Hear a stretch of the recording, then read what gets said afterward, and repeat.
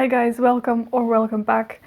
Today I want to share with you the books that I read during the month of August. So I'm going to jump straight into the first book I finished, which was The War of the Worlds by H.G. Wells. This is the first book that I read by H.G. Wells, and it is set in England, in the English countryside around 1890, and we follow mostly a man and sometimes also some other minor characters around this event that is happening. And what's happening is that there are these strange metallic cylinders that fall from the sky and build these huge craters, and things start to get tense because it turns out that some strange creatures are coming out of it and start building machines that humans have never seen before. And it's a really interesting old school sci-fi story. I really realized that this might just be my kind of jam, that this might be my kind of sci-fi, because the writing is really good, and it's still really engaging, and it's really fast-paced. I really didn't expect it to be so engaging, because I guess that's the hurdle that sometimes you put yourself in your mind about classics. There's a lot of commentary, there's a lot of things to unpack. I could mention so many things. So H.G. Wells wrote this with kind of British colonialism in head, so you have a lot of instances where the aliens are really outnumbering the humans and have much stronger technology that humans cannot even begin to understand. And it's about how it's a totally unfair fight, that this new technology is really overwhelming for the local population. There's also a lot about times of crisis and how there's movements of people and people having to flee, but at the same time there's still this strong sense that, you know, we are British and we are better than the others, which was such a big contrast to the rest of the book, which just shows that the whole of humanity is completely overwhelmed, and instead of just getting together are still harboring these stupid nationalistic ideas.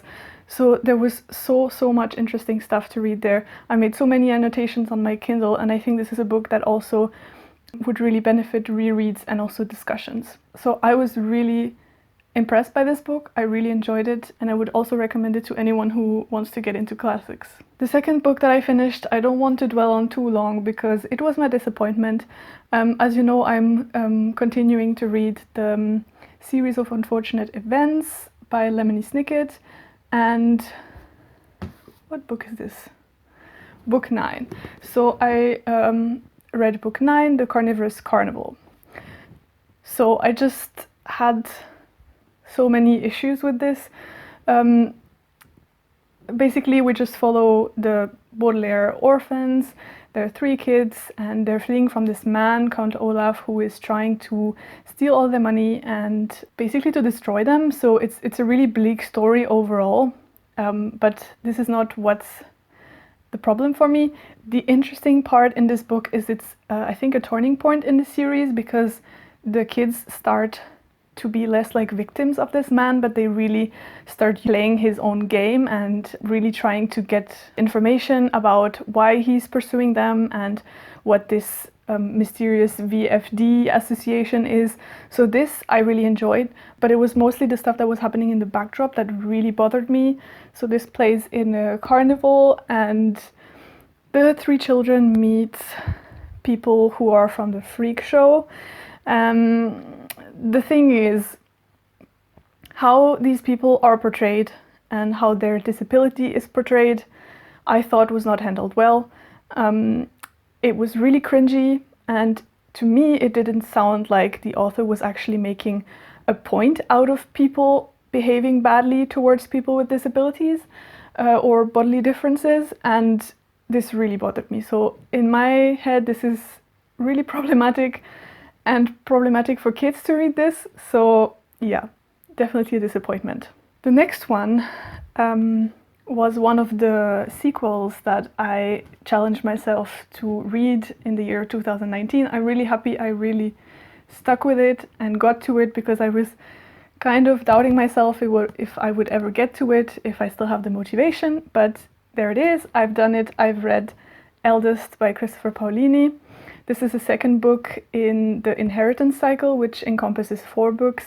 And I read Eragon, the first book, last year. So I've read both Eragon and Eldest a long time ago, but I didn't remember much about it. And it was always an idea of mine to revisit this series.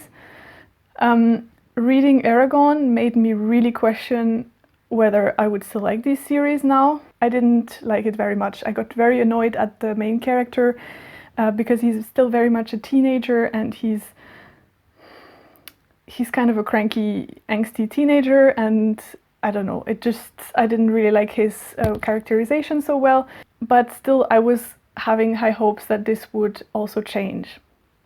And it did, because I really enjoyed this book more than the first one, because we go way more into character development, also relationships between characters, and I guess it was probably less world building than in the first book, because I guess it makes sense that you have to set the scene first, but I enjoy way more learning about the world through the characters. So you get to meet the elves, you get to meet some dwarves and understand their culture and how they see the world, and I really, really enjoyed this.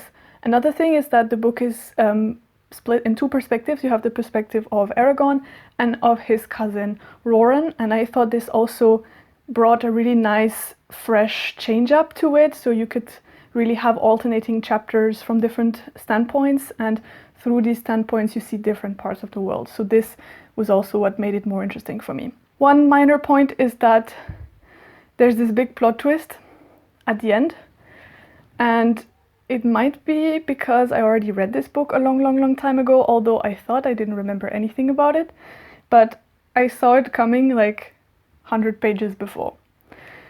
So that was a pity.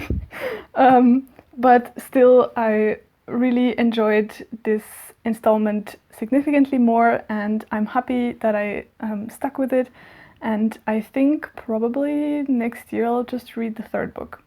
So since I was really blown away by the War of the Worlds, I decided to pick up The Invisible Man by H.G. Wells. So this starts with us following a man called Griffin, who is checking into this remote hotel, and he arrives there and he's completely covered with clothing and you cannot distinguish his face. And first the people in the village around start speculating, who is this guy? Is he fleeing from something? Some people speculate that he might have been injured badly somewhere or have been burnt. And then the story unfolds from there, because it turns out this man is a scientist and he has found out a way to make himself invisible. And he has plans, being this invisible man, and they're not particularly good for humanity. So I have to say, again, this was quite an engaging read. I really enjoyed the discussions that it brought about science and how it can corrupt people, but also how people deal with otherness and things that they don't understand. So there's also a lot of instances where this man, who is kind of evil, or at least has evil intentions, but he is really cast out by people, and he's feared and shunned by everyone around him, even when he tries to ask for help. What I thought also was funny but also interesting is how the author came up with an explanation of how you could scientifically make yourself invisible. I thought it would be like a completely over-the-top thing, but you can see that he did try to put some thoughts into this. So that was also really enjoyable. Overall, I would say the plot dragged a bit more than in War of the Worlds, so I didn't enjoy it as much as War of the Worlds, but it's still, I think, a really good book, and I think it's also one that could really benefit from rereading several times, which is really no problem because it's a really small book. The next book I finished, I borrowed from my parents from their library at home.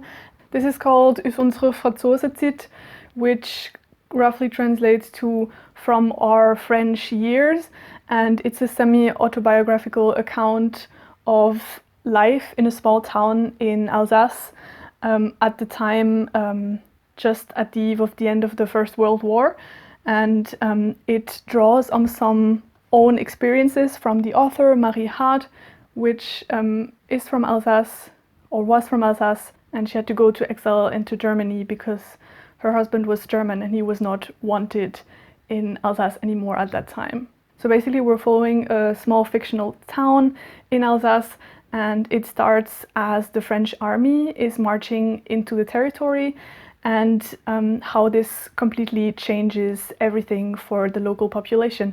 The local population speaks a Germanic dialect that I also speak at home, and they are slowly being classified into categories by the French soldiers, depending if they are Germanophile or if they're leaning more towards France.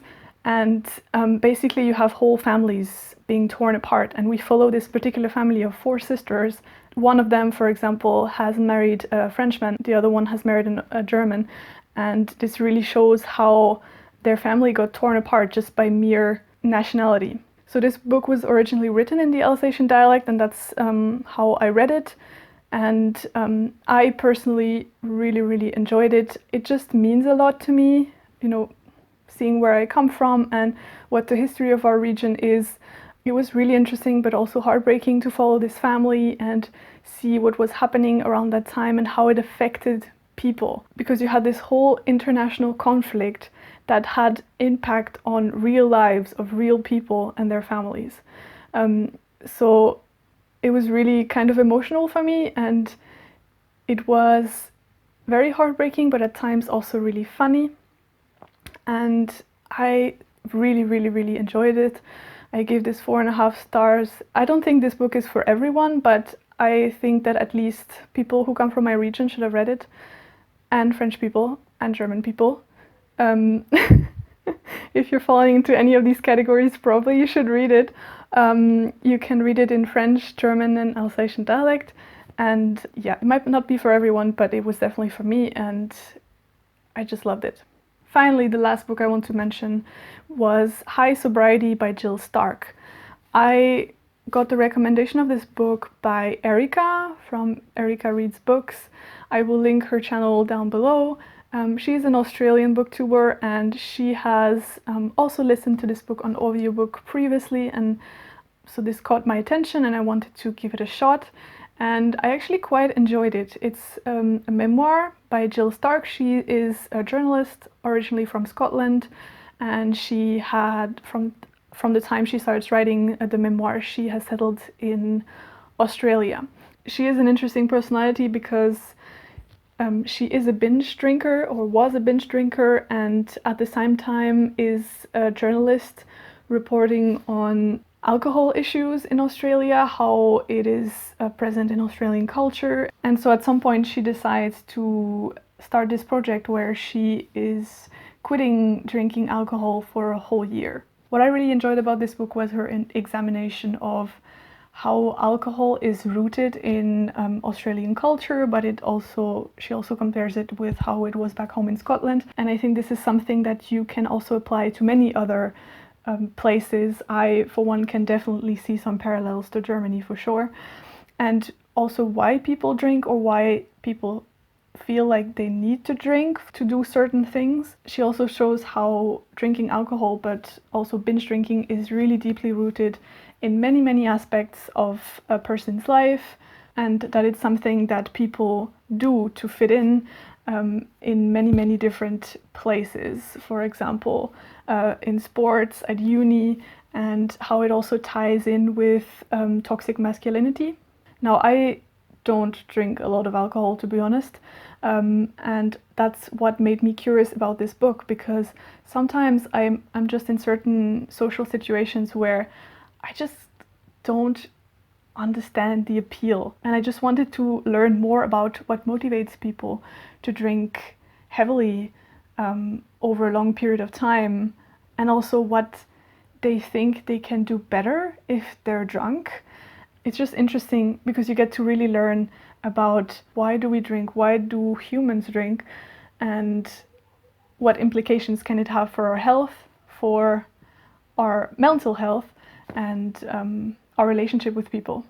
And this was, I guess, quite a personal account because it's a memoir, but I really enjoyed exploring this topic through a personal lens. Alright guys, that's it. These were the books that I got through in the month of August. I would really love to know if you read any of these or if you've gotten curious about any of these. Let me know in the comments down below, and also what you guys were up to reading wise. Did you read anything good that you could recommend to me? I'm always open for that. I hope you're having a good day today, and I will see you in my next one. Bye!